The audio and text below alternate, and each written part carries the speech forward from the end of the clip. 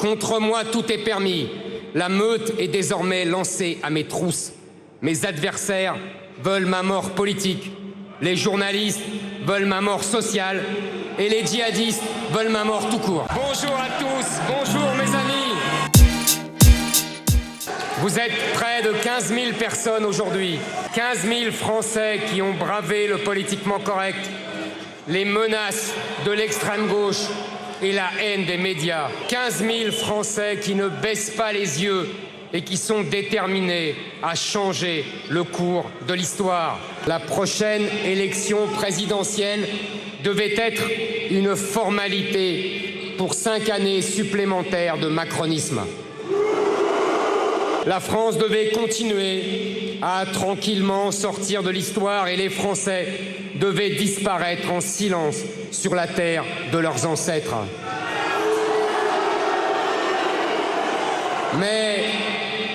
Mais un petit grain de sable est venu gripper la machine.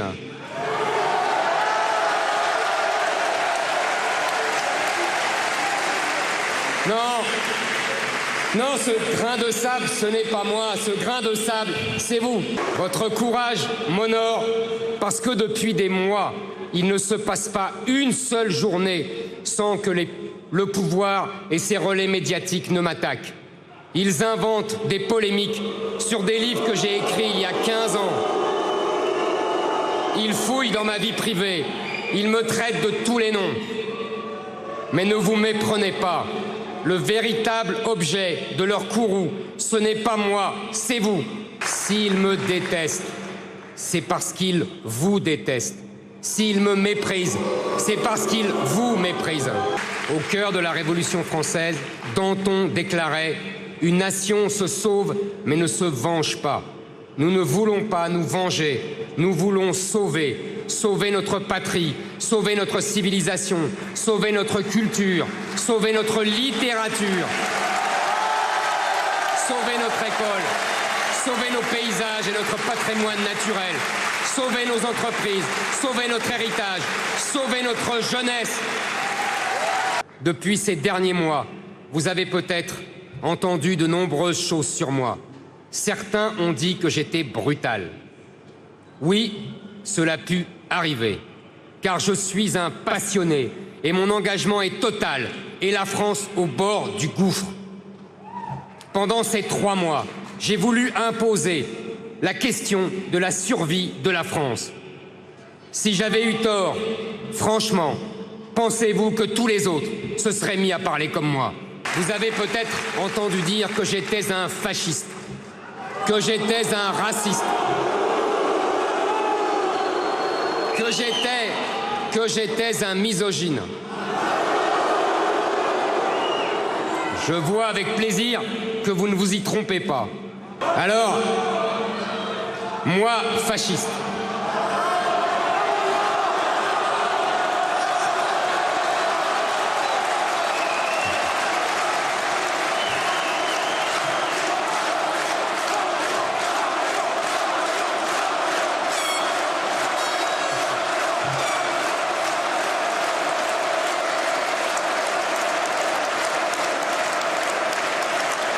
Vous avez raison, ben voyons. Je vais vous faire une confidence. C'est grâce à son expérience et à ses souvenirs contés à l'enfant que j'étais que j'ai pu comprendre, avant d'autres, la régression inouïe que les femmes subissent aujourd'hui dans des quartiers où une immigration de masse a importé une civilisation islamique si cruelle avec les femmes. Je suis le seul aujourd'hui, avec d'ailleurs quelques associations courageuses, à établir sans fausse pudeur le lien évident entre cette immigration venue de l'autre côté de la Méditerranée et les menaces qui pèsent chaque jour davantage sur les femmes françaises, sur leur liberté, sur leur intégrité et parfois même sur leur vie.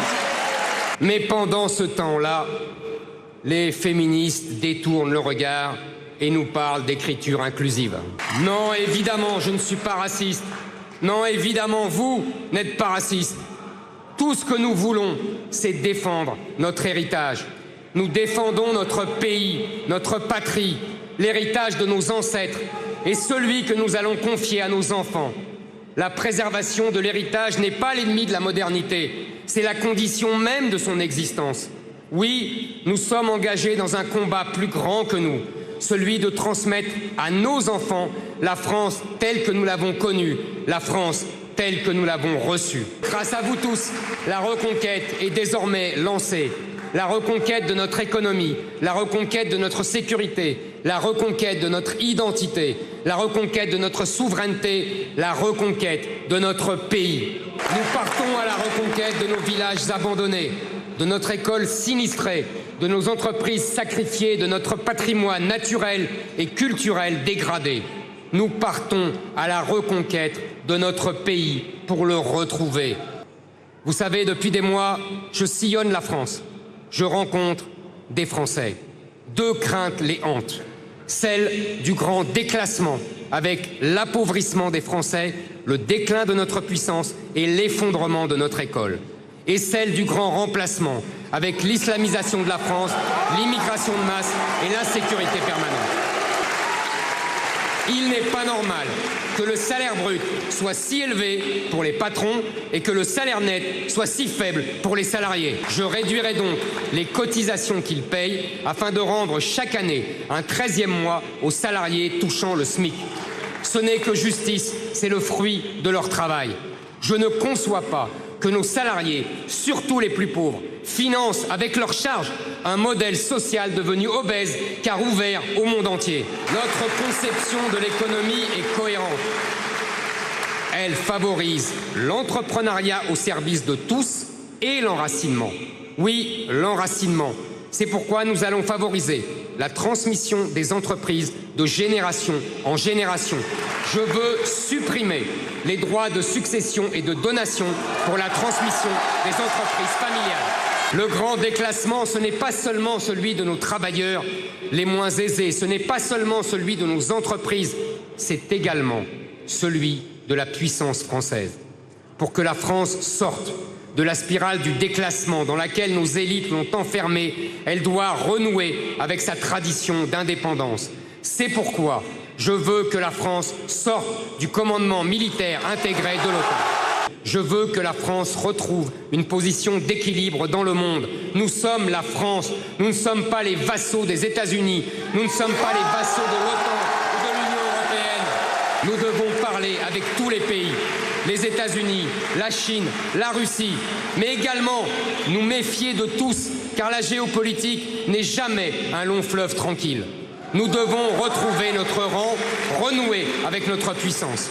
Le modèle scolaire français doit revenir à ses fondamentaux avec une attention particulière pour les mathématiques et les humanités. Nous devons retrouver ce modèle qui a fait notre succès hier et qui fait aujourd'hui la réussite des pays asiatiques qui nous ont imités. Dès la rentrée prochaine, nous referons de l'école l'instrument de l'assimilation à la française et nous chasserons des classes de nos enfants le pédagogisme, l'islamo-gauchisme et l'idéologie LGBT. Mais impossible n'est pas français. L'État peut partir à la reconquête de cette France abandonnée. Il doit revenir dans chaque village, dans chaque commune, dans chaque département pour proposer son modèle fondé sur l'excellence. Je veux supprimer le droit au regroupement familial et réduire drastiquement l'immigration familiale. Je veux opérer une meilleure sélection des étudiants étrangers et poser le principe de leur retour à la fin de leurs études.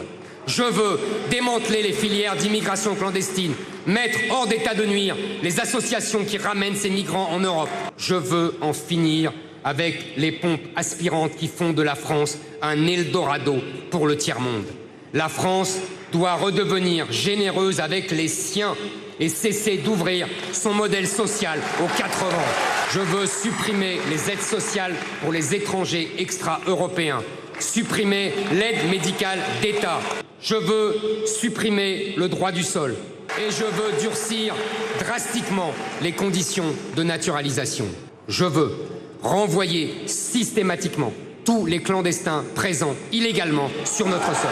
Je veux expulser immédiatement les délinquants étrangers qui n'encombreront plus les prisons françaises. Je veux déchoir de leur nationalité française les criminels binationaux. Je veux expulser les chômeurs étrangers au bout de 6 mois de recherche d'emploi infructueuse.